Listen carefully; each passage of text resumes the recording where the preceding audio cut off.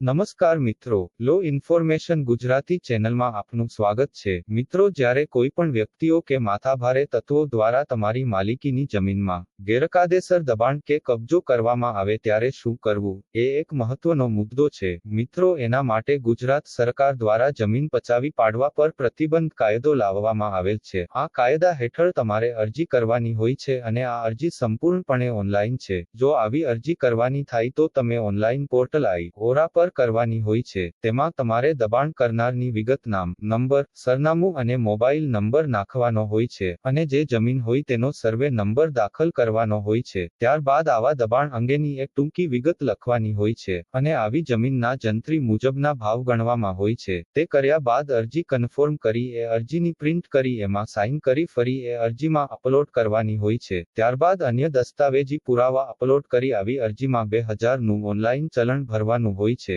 ત્યારબાદ દિન ઋણ 4 માં જે તે લાગુ પડતી કલેક્ટર કચેરીએ આવી અરજી જમા કરાવવાની રહેશે. જય હિન્દ, જય ભારત. કાયદો જાણો અને જાગૃત બનો.